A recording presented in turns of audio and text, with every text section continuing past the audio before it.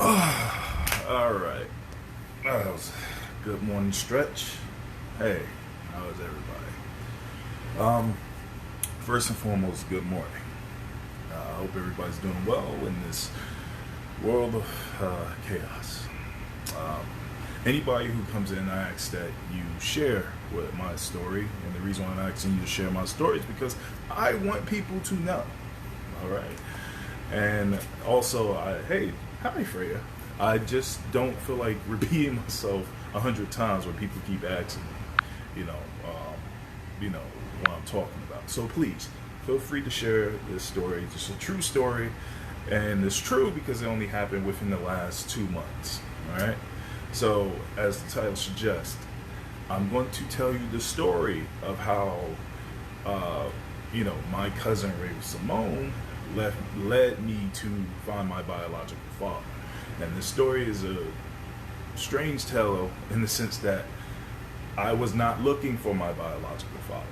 I want that to be clear. This is not something I was looking for because I didn't know that I had to look for my biological father. I didn't know my biological father, or the man to be my biological father existed, and I had somebody who I believed to be my father. So this is, I guess my disclaimer. Anyway, how we begin. So everything began because, as I said, Raven-Symoné is my cousin, and you have to understand, for years I've heard about this, but I really didn't know about it. So I decided, me and my kids were in the house and the movie came on, or they were watching that So Raven or something, and I said, okay, look, that's your cousin. And they were like, really? Yeah. And then I thought to myself, well, how the hell do I know this is really my cousin? My mom could have just told me that just to say it, because Raven-Symone's full name is Raven-Symone Christina Pearman. Her last name is Pearman. But I'm like, it doesn't really necessarily mean I'm related. So I called my mom and said, how do you know she's my cousin? And she said, hey, listen, she is your cousin, and Christopher Pearman, that's her father, and this and that. And she said, go speak to Jerhvon T, who's here in the chat right now. Hey, cousin, who's here in the chat right now. Jerhvon, and everybody, if you're coming in, thank you. And once again, please share my story. I ask you that you do that. Thank you. Jerhvon, she said he's a genealogist in the family. He knows everything about the family tree. So I said, okay, cool. So I reached out to Jerhvon. Funny enough, I didn't realize he's been reaching out to me for a couple of years. Because thank you for sharing. He's been reaching out to me for a couple of years. Thank you all for sharing. He's been reaching out for me. Wait, let me cut off my sounds. That way you don't hear it interrupting. Okay, he's been reaching out to me for a couple of years. But I didn't realize, because Facebook has that filter thing. So I've been invited to family reunions, and to give you context, you have to understand, for the most part, when it comes to the Pearman side of my family, I really didn't know my world was as big as it is, and that's going to be the fundamental part of this story.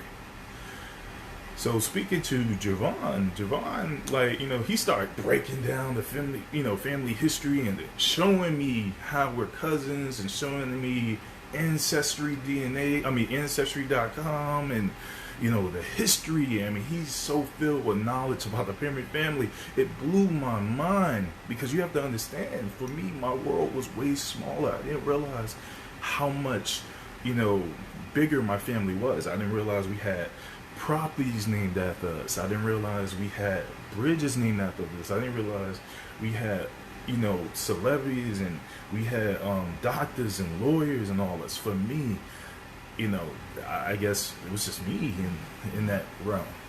So, and thank you all for coming in. I appreciate you. Once again, share my story. I'm telling you to share my story because I want people to know. So now to the main point. I was kind of stalling on purpose to let people really get in. What happened was, Jerhvon, after he told me this, I felt inspired to learn more about my family. So, I went, created a family tree on Ancestry, and, Jerhvon walked me through the steps, and he showed me how to do all this stuff. And then he said, cuz, you should take the DNA test. You can get more from it and stuff. So I said, you know what? It was on sale. So I said, all right, cool. I bought the DNA test. And when I bought it, I wasn't expecting much. I was just more so expecting to learn a little bit more. It was more informative, if anything, I wasn't looking for anything. I need you guys to understand there was nothing I was looking for. So I took it, and it was taking a few weeks. And now, before we get to the meat of the story, let's take a little step back to the backstory, because this is going to be very important to why I wasn't looking for my father. The backstory is this. All my life, or most of my life, I grew up without really, not even most of my life. Like, I want to say a little bit less than half of my life, I grew up with really not knowing who my father was. I knew of my father, but not really knowing. Right? And then it got to a point in my life where, and remember, everything I'm telling you, there's key details in this true story that you want to hold on to, because they're going to matter later on as I start to give you the revelations. I knew that there was a man named Floyd Williams, and he was my father. For, even as a baby, I was taken to see Floyd Williams. I just can't remember it because I was so young. But this is the man who I believe to be my father. But didn't know where he was or anything. So what happened is that when I turned like roughly 14, I went to New York to visit my grandmother. And mind you, there was a period of time I did live in New York, but I was living in Florida at the time. So I went to New York to visit my grandmother. And, on the block and everything, I went around the corner from my house. Why am I shaking? Am I cold? I feel like I'm shaking. I'm getting that jaw thing. Maybe I'm nervous. I don't know why I would be nervous. I've always been on camera. Anyway, I go around the corner to meet, some, friends and stuff like that, hang out from the block I grew up in. And there was a group of girls, and there was one girl who I'd never seen before, a couple of girls I've seen. So the couple of girls, they were sitting on the stoop, and I sat on the stoop, and the only thing I didn't know is I supposedly had a sister named Rachel. So I'm sitting on that stoop, and one of these girls is keep asking me questions about who I am and stuff like that, and I realized the girl next to her is asking her the questions to ask me. And then they were like asking, who's your parent, who's this? And then once I realized the line of questions, I looked at it and I said, wait, Rachel? And I realized, oh crap, I found my sister, right? Found what I believed at the time to be my sister. And because of that, that prompted me to find my father, or the man who I believed to be my father. And then from there, he reached out, and I found out he was living in Virginia. And so my, reaching out and all that dialogue, I ended up going to live with my, at the time, the man who I believe to be my father, which is Floyd Williams. I lived in Virginia with him for a few years. And I'm going to say this, right?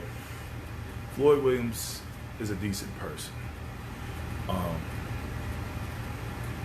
And that's pretty much what I'm going to say. When it comes to our relationship, I loved him as a son would love a father. And he loved me as a father would love a son.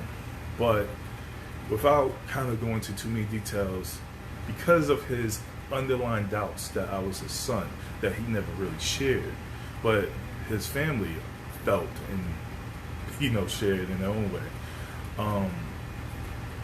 He wasn't there for me the way he should have been, a father should be. Especially after I left Virginia, he pretty much disappeared. And that was difficult for me, because you have to understand, I wanted to know my father. So that was a hard time for me growing up.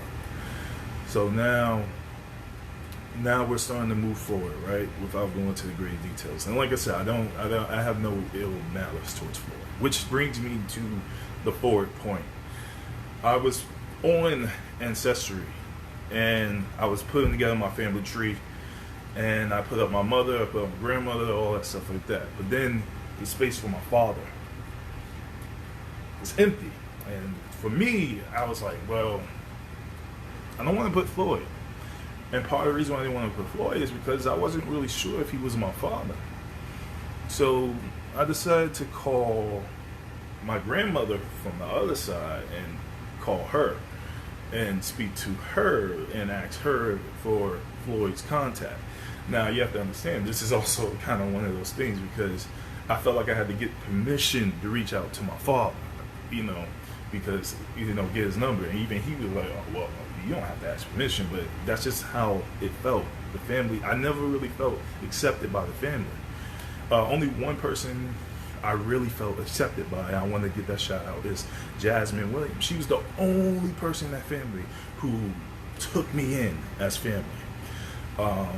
Everybody else was kind of like, hey, nice to see you and everything. I'm not trying to say they were mean, but you can just feel the energy. It wasn't like your family,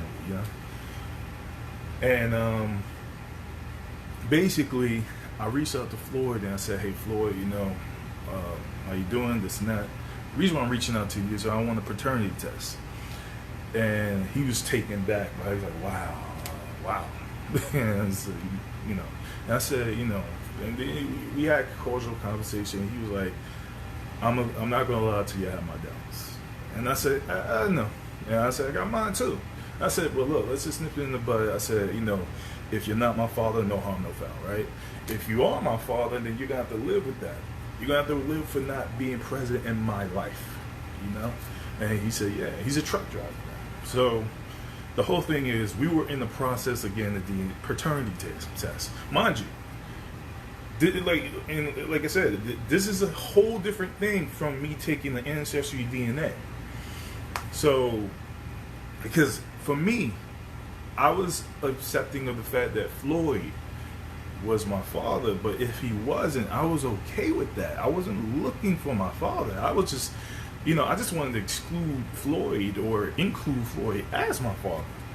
So, Floyd is a truck driver. It's hard for him in New York State. You can't really do at-home paternity tests. He lives in a whole nother state, so he was supposed to come home after months of driving the truck and grab the paternity test, and we were going to take it. Meanwhile, my DNA test is, being filed, going through the process and all that stuff. And I'm just relaxing. I'm just learning way more about the Pearman family and how awesome this family is. I'm reaching out to my grandma on my mother's side. My mother's grandmother, but my dear, and I was just like reaching out to her and asking her about her family because I was like, I really want to explore the concept of family. Oh, thank you, and please share. Anyway, what it came back down to was, one day my DNA test came back early, and from Ancestry, and this is where y'all saw me post this a while ago. I said I just got my Ancestry DNA results, and found out I'm black, which I am, but I'm also mixed with a whole bunch of stuff. I got a little Indian, a little, Scottish and all that stuff, right? But something popped up that I wasn't expecting, that my cousin Jerhvon, who is a genealogist, wasn't expecting either. The name Boyd, Renee Boyd. And so Renee Boyd Wheaton. And so we were like, who the hell is that? Because Jerhvon said, yo, that doesn't come up in Pearman DNA at all. And then it said that whoever this person is, they're either your grandparent, your niece, your nephew, or your aunt. And immediately Jerhvon, genealogist, she said, dude, I think that's from your father's side of the family. I believe that that person is your father's sister, and that person is your auntie.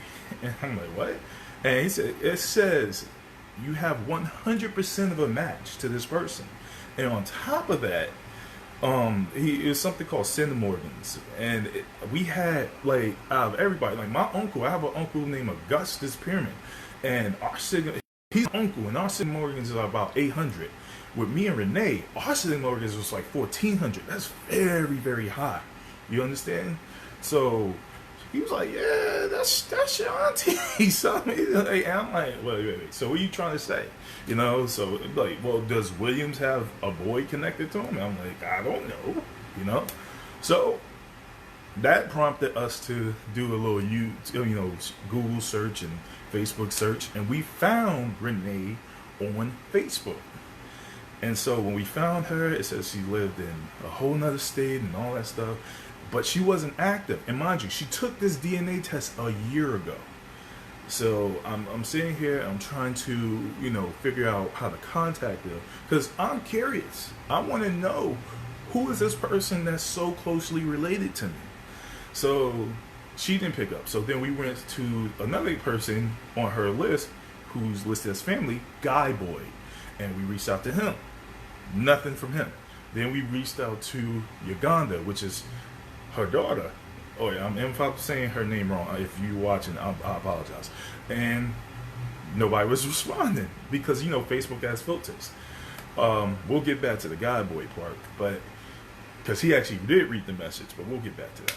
So then, I said, look, let's just wait a couple of days. Maybe they'll check it. A couple of days passed, nobody checked it. So I got to a point where I said, you know what? Let me reach out to this other person named Kwanda. So I reached out to Kwanda. She had a number. I literally called her, picked up. I said, hey, excuse me. Look, I'm not trying to be disruptive, this and that. I just want to let you know that, hey, listen, I took this ancestry DNA. It says I'm related to Renee and yada, yada, yada. And Kwanda was like, well, I'm her sister. And after a nice cordial conversation, she said, look, I'll reach out to her and find out. But if what you say is true, that means you're related to me too, because I'm the younger sister. And I'm like, oh, which we found out she's my auntie. But we'll get back to that. So, I'm like, okay, what is going on here? So, I'm trying to go back and talk to my mom, and my mom's suspecting that it might be her long lost sister. My mom has a long lost sister, but he's like, nah, it can't be because it doesn't match your DNA. We're not popping up. So it was like, okay, who is this person? So finally, after another phone conversation with Kwanda, who she wanted more details, Renee finally came in the picture, and that's the key. We wanted to speak to Renee because we felt like, she kind of prompted this, right? And when Renee came into the picture, she asked a couple of questions, and then she linked Guy Boy into this. So Guy just started this was right when I was about to interview a celebrity as a recent, I think, Deon Taylor. I was about to interview Deon Taylor, and all of a sudden, Guy's hitting like mad questions. I'm like, whoa, listen, I gotta do this interview. We'll talk about tomorrow. So, eventually we decided to talk about tomorrow. We talked about it. So we got on the phone with Guy, and we're having these questions, and he's asking questions, and I'm trying to, I have my cousin Jerhvon on it, and it got to a point where I could tell Guy was being cautious, so because he didn't know what we were and what we wanted. And then what it came down to is I just kind of said, yeah, all right, I'm tired of this. Look, do you know my mother? And because when he found out my mother's name, like, my mother had a nickname called Pepsi back in the day, and so it alerted him. You know what I mean? But for me, and I just so happened to know that nickname. So I'm talking to Guy, and I said, did you know my mother? Yes. Did you have a relationship with my mother? Yes. Is it possible that I'm your son? Yes. Wow. Okay. Mind you, wasn't looking for my father. I want that to be clear. This wasn't the goal. So now we have a man who possibly might be my father in the picture. So we said, okay, look, let's take a DNA test, a paternity test. So we went and we took the paternity test, and we waited for the whole week. And I have to be honest, this was on my conscience a lot because, there's a understanding, because I kind of had right after that, and I kind of put on my Facebook a little bit of a not a breakdown, but more so I felt very disheartened. I didn't know what I felt actually. I felt really low, and I couldn't identify why I felt low. And it took somebody who I really care for to sit down and talk to me and tell me, and help me figure this out. And I realized the reason why I felt low is because secretly part of me felt like God might be my father. And also I realized there was a terrible secret within me. And this terrible secret was that, I wanted Floyd to be my father. And I wanted him to be my father because I wanted him to feel guilty for not being there. And that's the God honest truth. And this is why part of the reason I want you to share my story. It's one of those things that I didn't think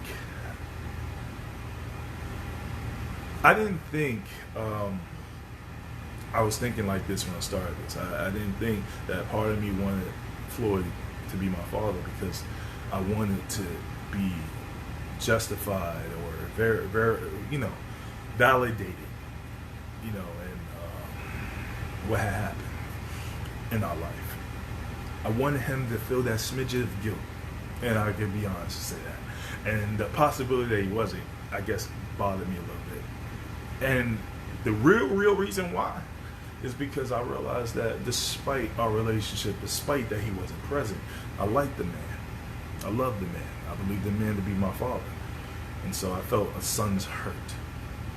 And that's the most you're ever going to get out of me when it comes to my actual feelings and emotions. I'm very private when it comes to these matters. Today is very big and open, and this is probably why I'm somewhat shaken, because I really don't share my private stuff. So take advantage, share. This is your only time, because I'm not going to give you that much in the future.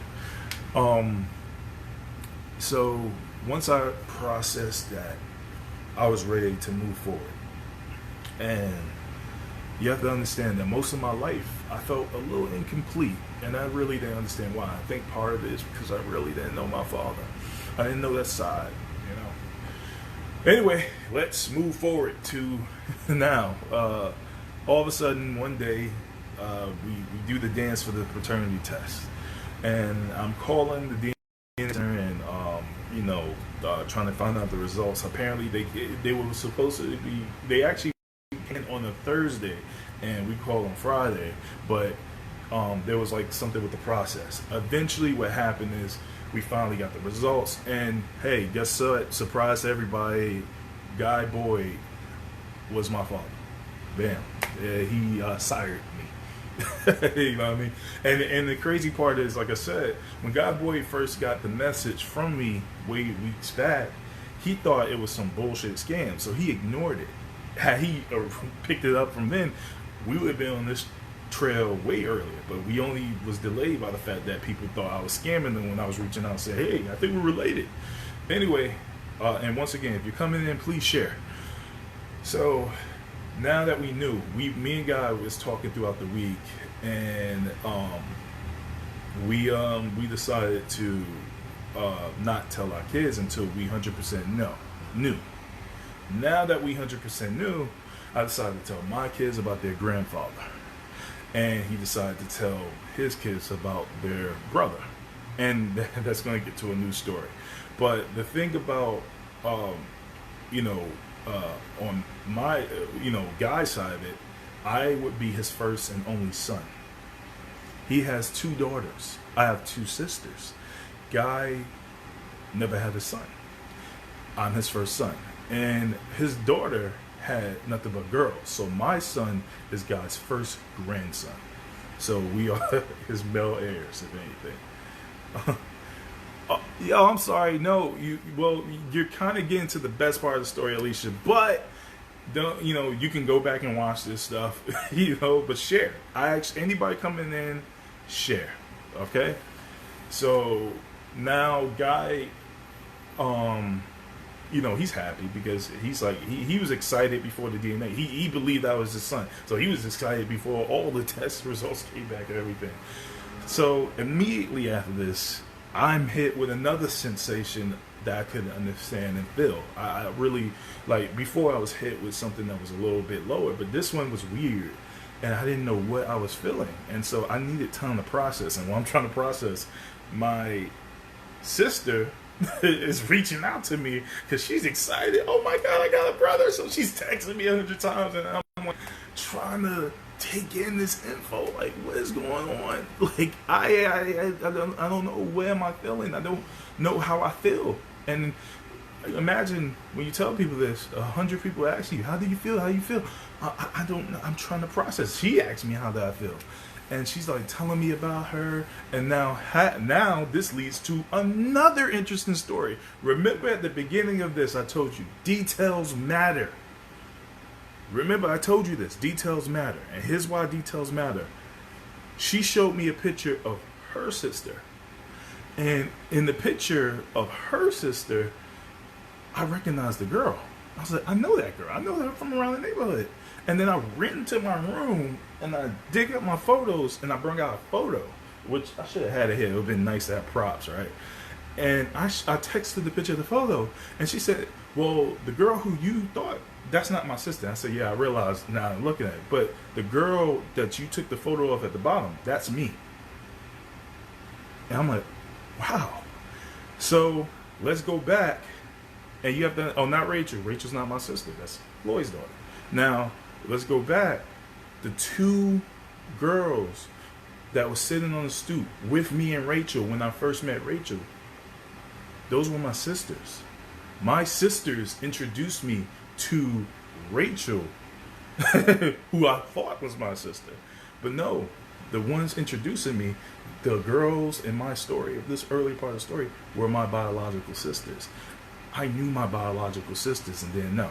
Thank God I didn't date any of my biological sisters. That would be a whole nother story. But thank you God for not making that, But yes, so yes, yeah. So the girls who introduced me. So now I literally took a picture of them, and I have, because I'm kind of a pat rat. So I literally have a picture I took of my sister. In my house that I took years ago. Crazy, right? And once again, if you're coming in, please share my story. I want people to know. I'm very private, but today I'm going to be open. So now it brings me to, now realizing I know I knew my sisters. And everybody knew my family. And this was, I left a big piece of the puzzle out. What made this all really stick together was Quanda. Quanda, when we had our conversation, she started telling me about her, and she told me what neighborhood she grew up in. And the neighborhood she grew up in is the neighborhood that I grew up in Harlem. I grew up in Sugar Hill. I grew up right there, Conde St. Nick. And my grandmother is like the most famous person out in Harlem, especially Sugar Hill area. Everybody knows her as Miss Miami. We call her Madea, but my grandmother, and just a shout out to my grandmother, I love my grandmother more than anything you can imagine. My grandmother is such an amazing woman. And she has a historic garden in the heart of Sugar Hill. So if you're ever in Sugar Hill, I suggest that you go by and visit her garden, and she'll say hi, because she's an amazing person. But anyway, all these people, Floyd Williams, the Williams family, my family, and the Boyds, same block, basically. Like, literally L-shaped, the corner of the block, my grandmother's building, the church, and then the Boyds and the Williams. Boyds and Williams were neighbors, literal neighbors, like touching neighbors. Guy Boyd and Floyd Williams were friends. Now, that's a whole nother story. That's none of my business, but they were friends. And so this is how close everything is, So once we started getting that information, it led me to realize, oh, wow, okay, there's something there. So now moving back forward, the feeling that I felt. What was this new feeling I felt? So I spoke to the person I care about, more than anything, again, and they helped me process this. What am I feeling? And I realized the reason why I felt a sensation of overwhelm And they kept asking me, yo, what do you feel? And I said, I feel complete. I feel whole. And I'm so used to not feeling that feeling that it felt overwhelmed. I felt overwhelmed because I never felt that feeling of feeling whole, feeling complete. I never felt it before. And then what made it even crazier is that I went from one family who really didn't accept me to a family who not only opened their doors, flung them open, but they all embraced me. Like everybody in that family, in the Boyd family, is just reaching out like crazy. Cousins, uncles, aunts, uncles, and there's a lot of uncles and there's a lot of aunts, and my sister, and I'm like, whoa! I never really had this before, and so it's just kind of, it felt like a lot, but this is what I wanted, which I guess my heart and God really knew what I wanted. I wanted that. And I'm appreciative. I'm appreciative of this feeling. And and once I realized what this was, I decided to say, okay, I'm ready. So I called my sister. And the first thing she wanted to point out is, I'm the big sister. And I'm like, oh, yeah, she literally is 6 months older than me. So for the first time in my life, I am a little brother. I have never been a little brother in the first time in my life. In fact, the first time in my life, I'm a middle child and a little brother. So, yeah, there's that. And she's such a sweetheart. She called me and we did a video call, and, you know, and mind you, me and God hasn't even, at the time, didn't even meet yet. And she showed me her kids. I showed her my kids and her husband, and she's such a wonderful person. She's a minister in Virginia. You know, coincidentally enough, I used to live in Virginia, right? And I'm appreciative of her reaching out. That was, you know, that really helped me with the transition. So thank you. Her name is, I'm trying to practice to get this always right because she has one of those names, but Trakisha is my sister. That's my older sister by 6 months. So, and she has been reaching out to me ever since, like, you know.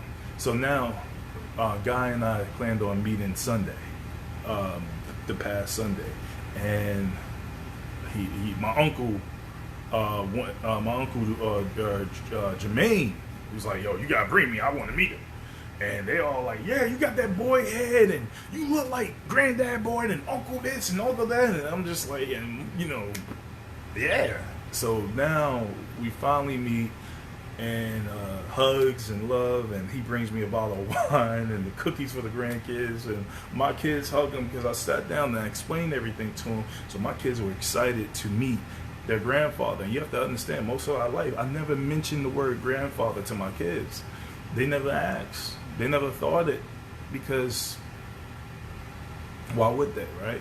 I never mentioned it, you know, but now they have a grandfather. They have a grandmother and a grandfather now. And the grandfather, the best part about this is he's a good man. Or to my knowledge, he's a good man. And he wants to be a part of my life and the grandkids' life. The whole family wants to be a part of my life.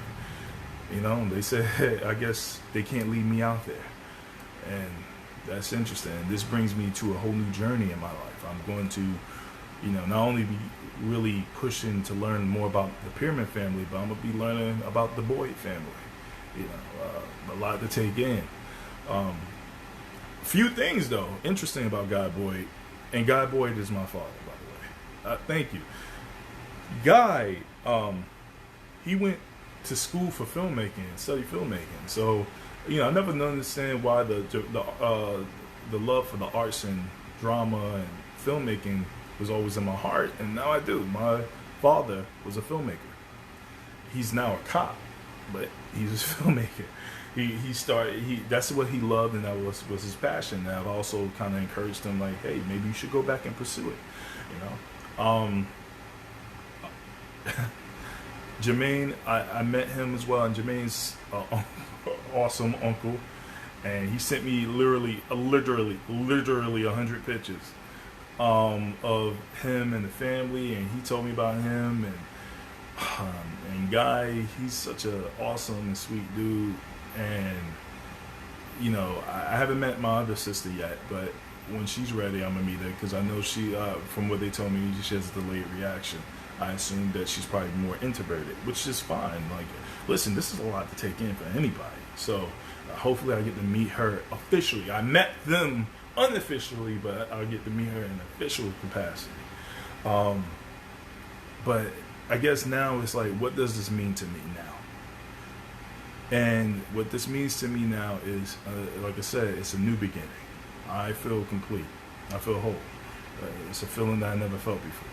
I feel stronger, I feel smarter, I feel more understanding. And that's going to feel even more once I learn more about that family. And at the beginning of this, I told you, this all started because of my cousin Raven-Symone.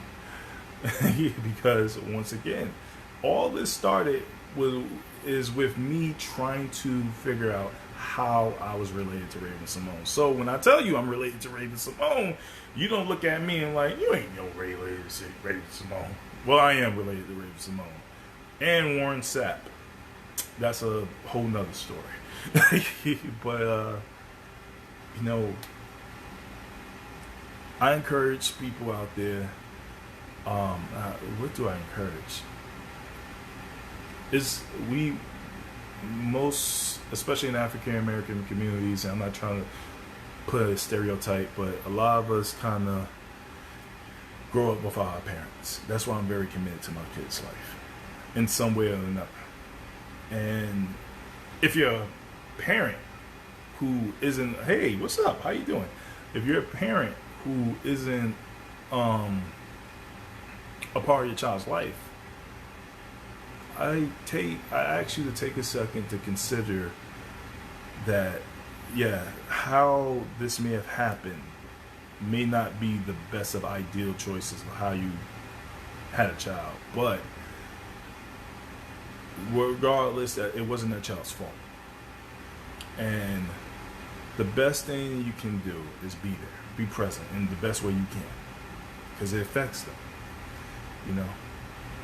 Fortunately for me, I would like to say I turned out to be a good man. But there's some people who, without that other side, without that parent being there, you know, it's rough. And there's children with no parents. On the other side of it, for those, you know, I guess the biggest thing is that I was ready to accept not knowing my father at all. I think part of the reason why I was willing to accept that is because I guess I secretly also feared that if I did know him, I might not like what I found. And fortunately for me, I actually liked what I found about the man, Guy Boy, my dad. That, you know, he was a good dude. And he is a good dude, I'm sorry. So with that, I encourage that maybe it's possible if you want. It's always kind of good to explore your family. Some of us are kind of the big brother conspiracy. I don't want to put my DNA in there. They trying to track us and all that stuff. Look, they got your DNA. They got your handprints. They got your eye. They got your face recognition. It's too late. So it's okay to go get a damn DNA test. All right?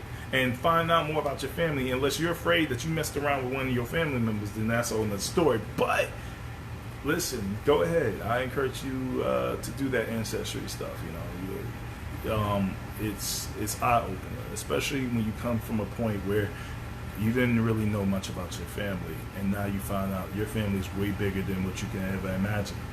You know, and there's my father right there, ladies and gentlemen. Ladies and gentlemen who just entered the chat, that's Guy Boyd. That's my father, and I'm happy and proud to have the man as my father. So, for everybody listening, once again, share this story, and thank you. And I'm not wearing glasses today. I'm wearing glasses to, one, because it makes me look a little bit smarter, and two, because if I do have any eyes watering up and everything, I don't want you to see that. I don't need that. You know, people already say I look like Michael Jordan, so I don't need the Michael Jordan meme of my life. You know what I mean? This has been an emotional roller coaster for me. And I thank the people in my life who've been supportive.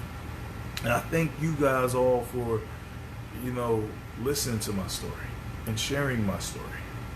And I encourage you guys to connect. And I hope that, during this time of chaos that we're going through, that this one single story can give you a moment of levity.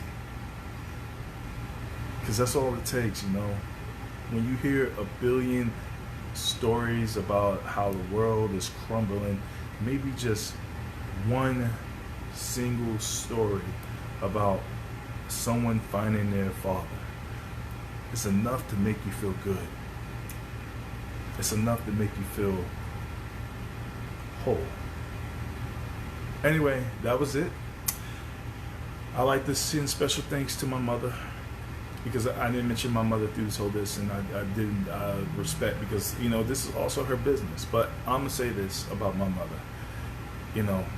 I love my mother, and I don't care about any choices she's made in her life or how this all turned out. She did the best she could as a single parent for me in a difficult time. And she made some mistakes, but I forgive those mistakes. My mother's my heart, and I love her very much. So, anyway, that was my story. If you haven't watched it, I'm going to post it online so you could go back and watch it. It was a pretty long one and everything. And I will talk to you soon. And look, now everybody's coming in. Everybody comes in at the end of the story. Well, guess what? I'm going to put this story on Facebook so you guys can go back and watch the whole story of how this happened. And now, like, millions of people, I feel like I got to do something, right? I got to do something to come in, but no. Anyway, thank you guys for listening. Go back and watch the story. Once again, I ask you to share my story because it might invoke change in someone's life. Thank you. Talk to you soon. Peace.